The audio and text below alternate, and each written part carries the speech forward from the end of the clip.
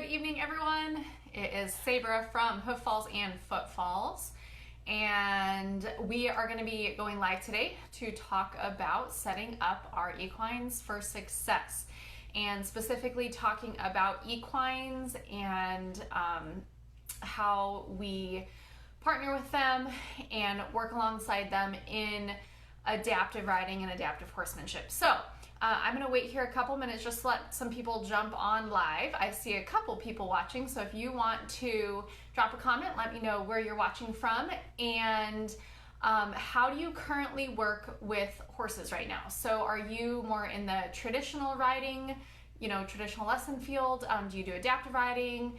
Do you work at a large center, a small center? Do you have your own personal horse? So where are you at right now in working alongside our equine coworkers?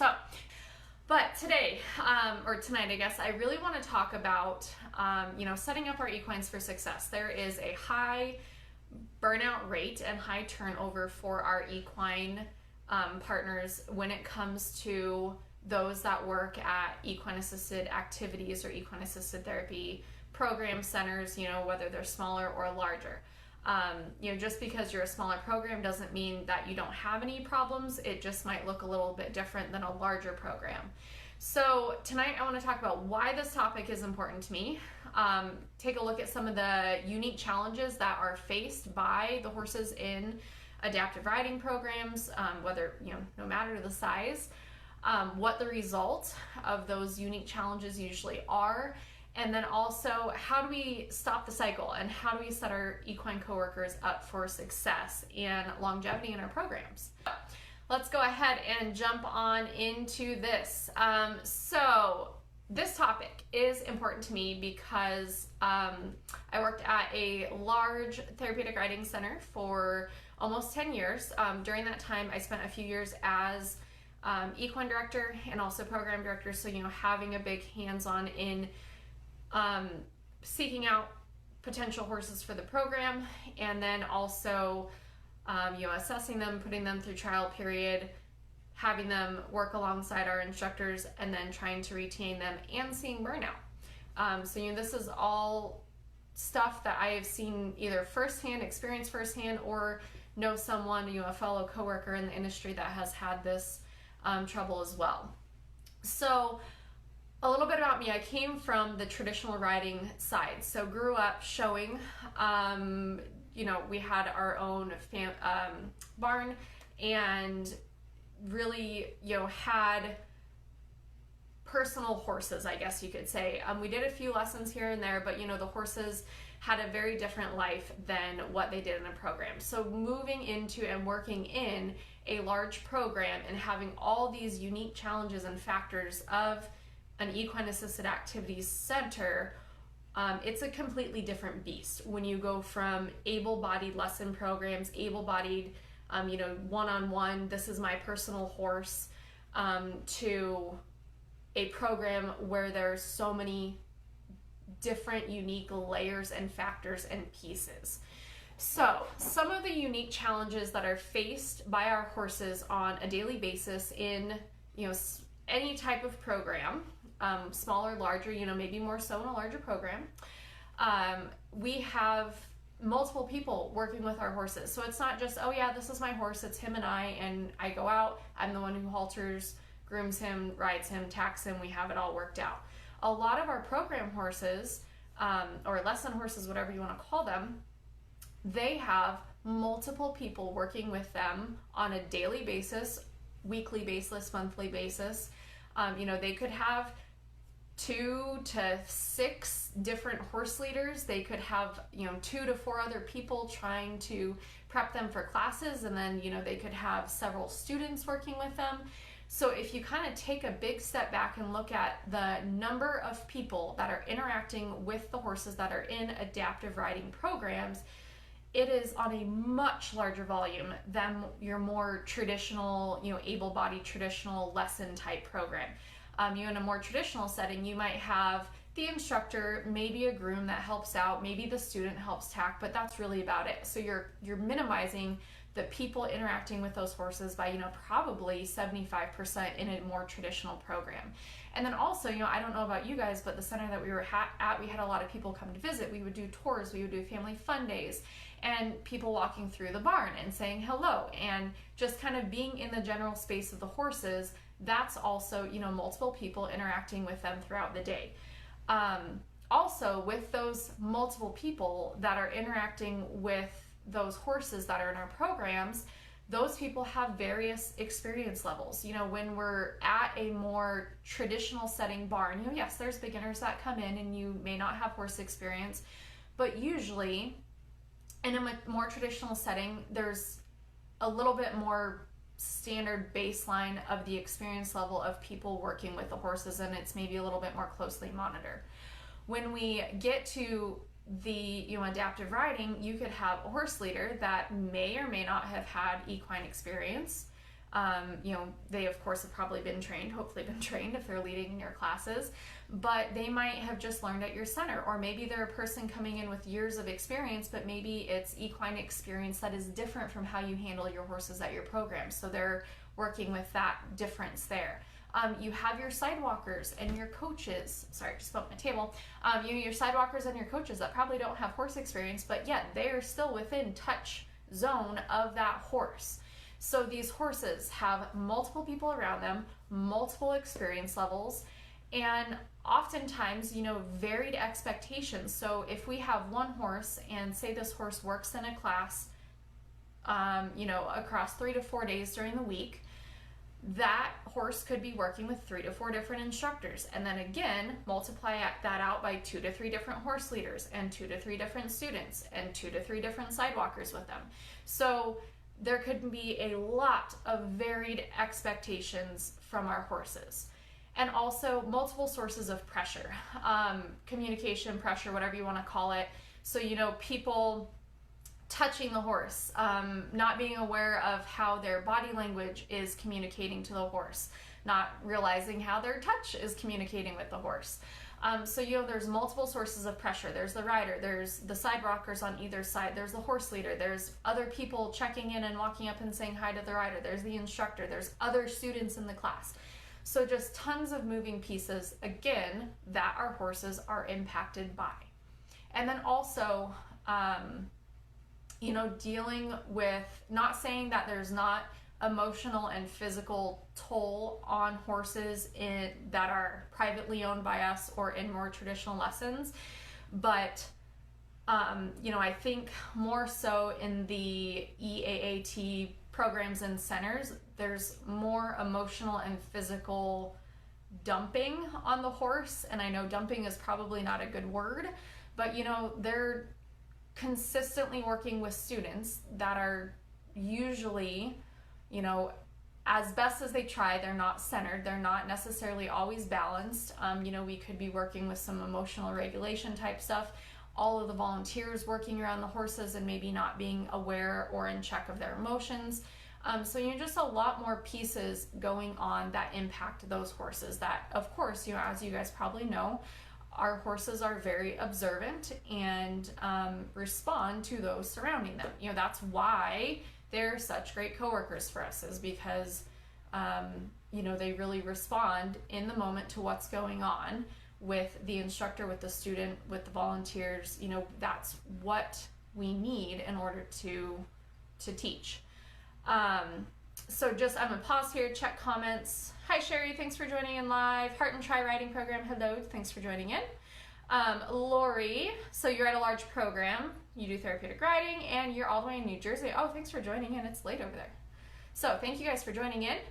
And again, if you guys are joining in later, if you guys want to drop a comment of how you're currently kind of working alongside horses, traditional, adaptive, large program, what are some unique challenges that you guys see too that your horses face? Did I miss something kind of in that list that I ran down of multiple people, multiple experience levels, varied expectations, multiple sources of pressure, communication, and then also additional emotional and physical input?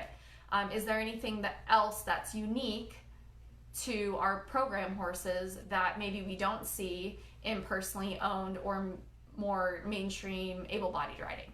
So drop a comment if there's anything that you see.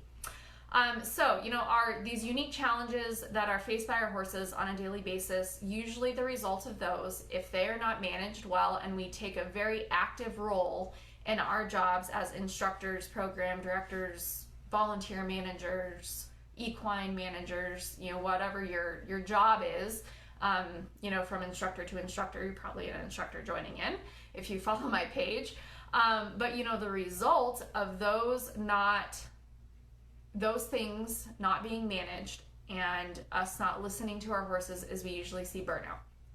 So a lot of the horses in programs, burn out 6 to 18 months. So very high, quick burnout rate. Not saying that has to be a standard. I worked with several horses in my program that were there from, 8-9 years, and we got to work alongside those guys. And then again, we had, horses that fell within kind of that typical 6 to 18 months of burnout, and we had to move them out of the program because it just wasn't a good fit. So burnout can be a result of those unique challenges just building up and impacting your equine coworkers. And then we also might see naughty horses. And again, not saying that all behaviors should just be brushed aside and, poor horse, let's see what we can do. Sometimes they are just horses. And they're communicating to us, but a lot of times the naughty horses in our program are, they're trying to communicate something. So what are they trying to communicate? Are they trying to communicate that there's too many people around them, that their tack isn't fitting well, that the rider's too heavy for them, that the rider's off balance, that, they're having someone pull on their lead rope while someone else is pulling on a rein? What is that horse trying to communicate? And then also another result could be is if we have burnout and a naughty horse and then we cycle them out of our program, we then now start the cycle again and have to find a new horse. And I don't know about you guys, but finding horses that have a good mind, a sound body, and can deal with all of these unique factors of a program and the life that they have, given a usually very good one and well taken care of, it's hard to find horses that work well and fit well in adaptive riding and horsemanship type programs, or if you incorporate PTOT speech and incorporate equines, that's another program too, or equine assisted learning or equine facilitated mental health. It's hard to find horses that are good, safe coworkers for us. So these unique challenges, it's so hard, being in that equine manager position before, seeing these horses burn out, trying to figure out what we can do to stop that burnout and, not lose another horse in the program, figuring out how can we get everyone on the same page and how do we stop this cycle and set our horses up for success and a long life, and a long career, at our program, no matter the size that it's at. So I just saw a comment come in.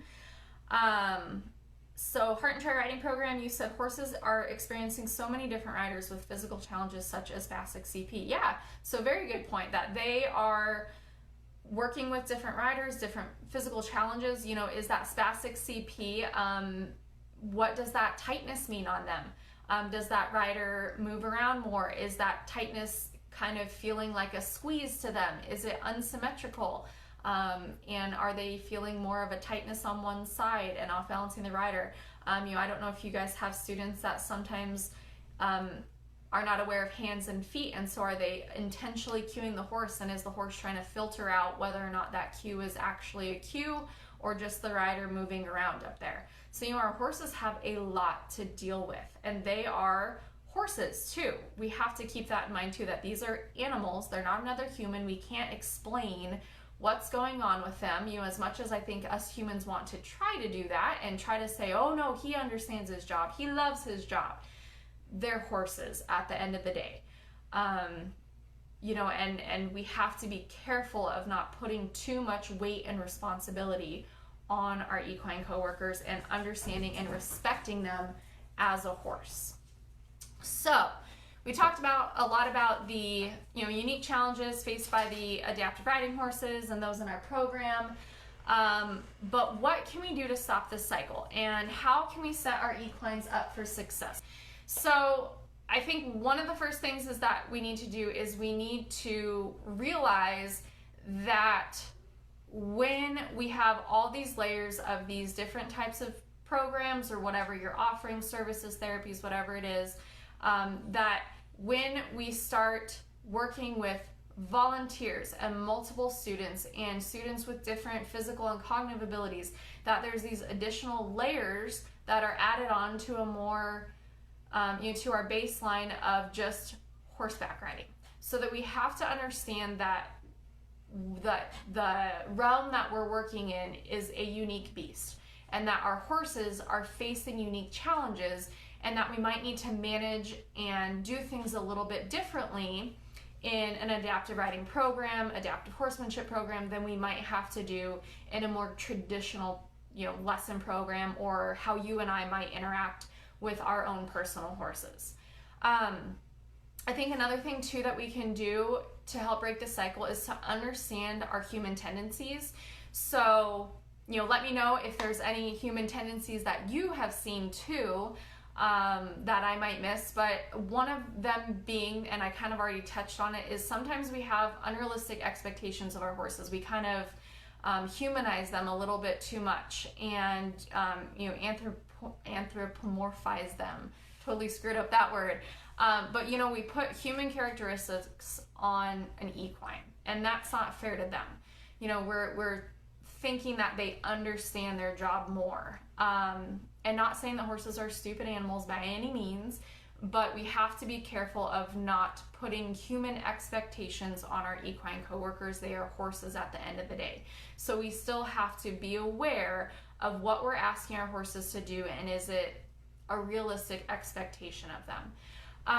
And also, I think a lot of times when we work with horses, and I've been guilty of this too, we prioritize what we want as the human because it makes me feel good and it gives me the warm and fuzzies. And that goes for instructors, volunteers, students, parents of our students. We want to do trotting. I want to touch the horse on the nose because he loves it. Well, does he really love it, or is it because it gives you warm and fuzzies, so you want to justify it by saying that the horse likes it? So I think we need to recognize that as humans, we have that tendency to prioritize selfishly what we want, and we don't always put the needs of our horses first. And again, there is a balance between working alongside our horses and them earning a living, working alongside of us, just like we have to earn a living and work as well. So there's some ethical considerations to take into that. And then, also understanding that as humans, we need to be continuing to learn and educate ourselves on equine psychology and equine learning and equine behavior, and how we can best partner with the horses that we're working with on a regular basis and to set them up for success. And there are several other things that we can do too, more tangible things, to set our horses up for success. And unfortunately, it's usually not a one-person thing. It's kind of everyone has to get on board and be along with it. But one of the biggest things is the mindset. So going in with the mindset, and this is everyone, volunteers, instructors, explaining this to students and their families as they come in, of look, we are very blessed to be working with these amazing animals, but at the end of the day, they're an animal, they're an equine, and we also need to interact and respect these horses and handle them in a way that honors the horse and doesn't necessarily always give us the warm and fuzzies. How we feel and what we want shouldn't always dictate what we do with the horses. And that comes into some policies that I've set up before that I've seen great success with, that I got some pushback on because I'm mean and horrible and bashed everyone's warm and fuzzy feelings. I'll get to those in a minute, but it was for the horse. And so, having that mindset of these policies and the training and everything that we ask of everybody is so that we're all on the same page to set our horses up for success so that we can have several years of working together alongside our horses and respecting them for what they are, and that they're an animal. So another thing that we can do is realize that we need consistency in our programs, and that consistency is key to setting up our horses for success. And consistency needs to be everywhere. And consistency can look like handling. So is the way that you handle your horses consistent across the board, whether it's an instructor, a student, a volunteer? A horse doesn't know, and you can't say, oh, it's okay, the student's going to handle you this way, but it's okay because they're a student, but we're going to handle you this way, and you need to just put up with that. We need to, as best as possible, be consistent in the way that we handle our horses so that they know what to expect, they know how to respond, and then that there's just not that many variables. Because it's just like if you had, say for example, 3 bosses that you work under, and one boss tells you that they want you to do your job this way and this is how you write your report and turn it in. Then the next day you have a second boss supervising you and they come in and tell you, oh no, that's okay, you don't have to do it this way, this is how I want you to do it. And then third day you have a different boss come in and tell you, oh no, that report actually 75% of that's close, but this last 25%, this is how I want you to do it. So you imagine how frustrating that would be to you of having these different ways that you're handled as an employee, different expectations. It's frustrating. You don't know what the right answer is.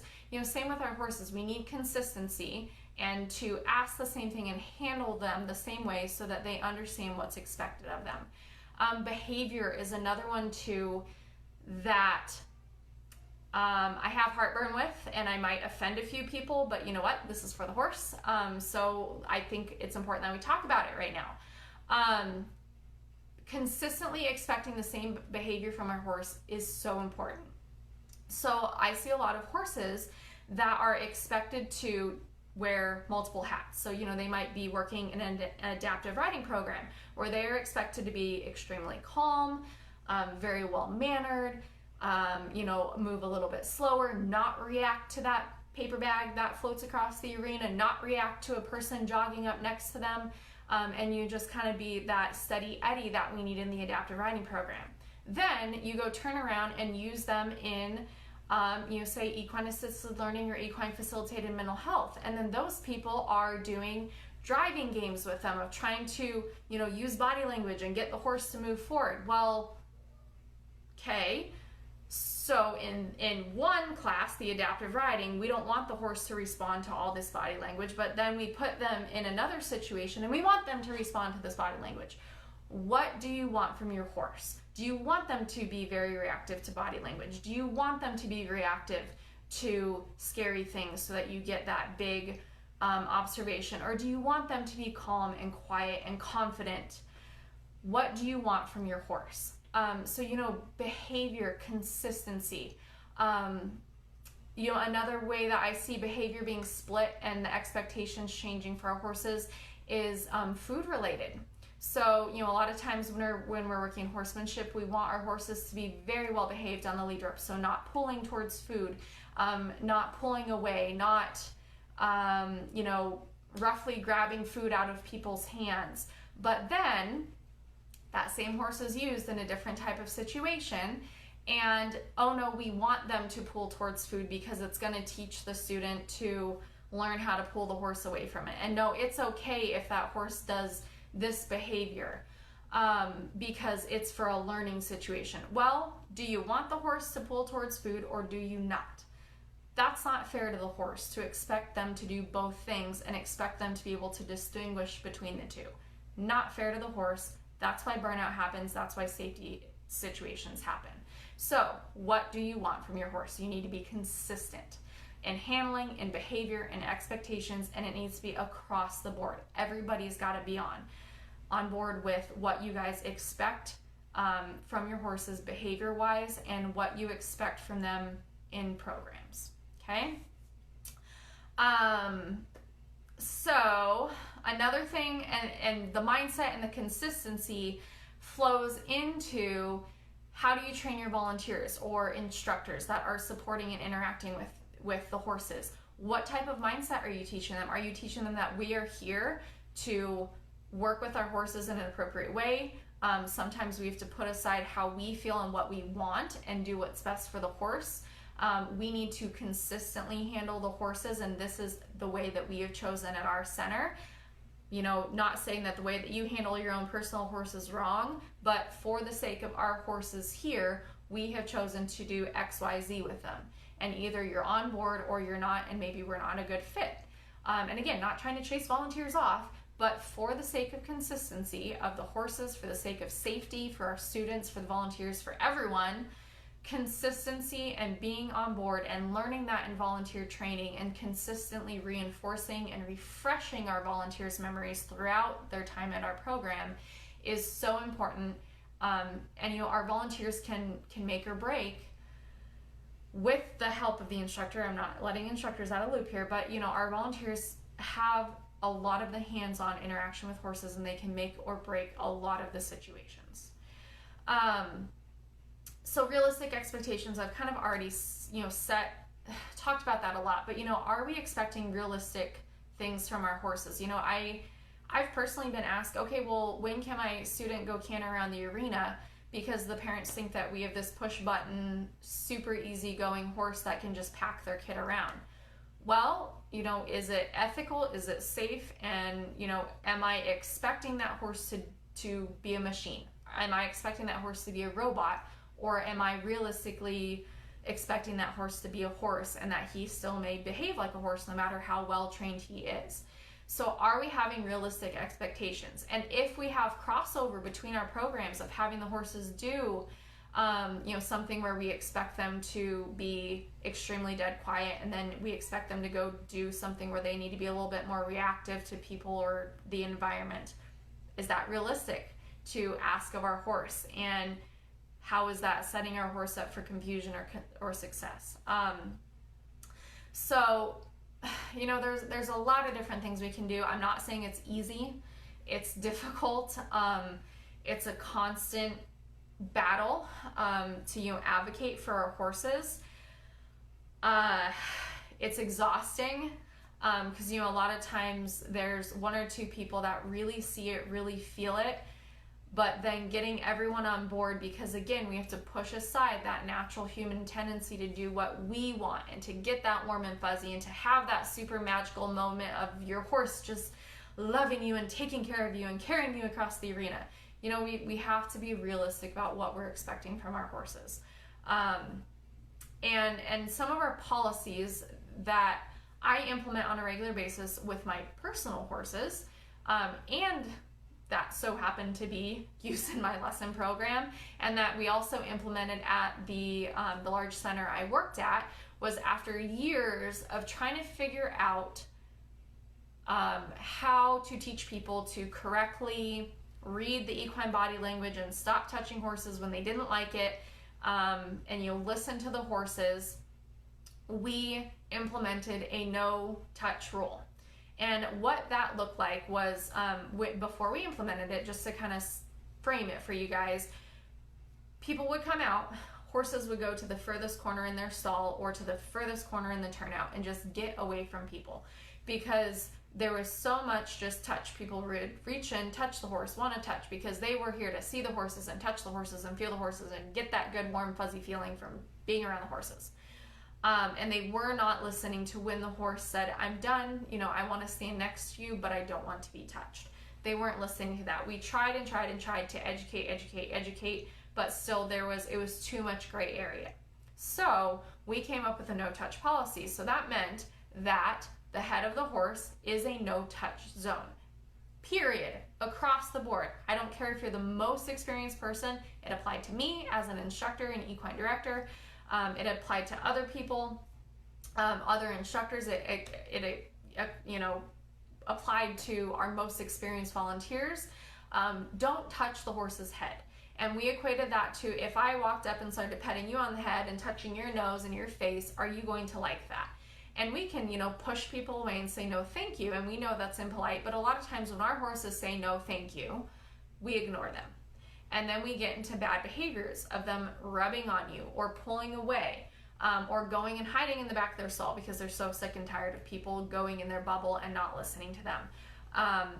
Or noses get touched and then we get mouthy. And so just creating that cut and dry don't touch faces was a big thing. And along with that no touch rule is that if horses were in their stall or in a turnout and they put their head over the fence, that was an invitation that it was okay to reach out and give them a scratch, like on the shoulder or on the neck. Again, not on the head. But if that horse took their head back into their enclosed space, that was their way of saying, I'm done, I want to be by you, but I don't want to be touched anymore. And it was crazy, the change that we saw in our horses. We started seeing the horses actually come up and choose to be in the space with the humans, standing right next to people and being completely happy, and people resisting that urge to reach through the stall and touch the horse if the horse wasn't saying, okay, I want some interaction. And we even had people that consistently came out to our program, so like evaluators, and they even noticed the difference in the behavior and interaction and happiness of the horses. So I can tell you, we got some big pushback for that no touch rule. I was accused of not letting people love horses and just not good stuff. But again, it needed to happen to advocate for the horses and to respect their boundaries, because when you are in a larger program and you have so many hands kind of in the pot and working with our horses, gray area doesn't usually work well. So having a very tangible cut and dry rule of do not touch the faces, and then if the head is here, touch the neck. If it goes inside, don't touch. Having very clear, concrete rules helped so much. And again, it was not easy, but it worked. Not saying that that's maybe, works for everyone. However, it's something that I did at a very large program, and then I do now at my personal lesson program, and I have 5 horses that live on my property. And then we implemented it at a barn where we had 18 to 20 head. So it worked in my experience. Will it work for everyone? Can't say. The other policy that I have that, again, received a lot of pushback on, I don't feed treats.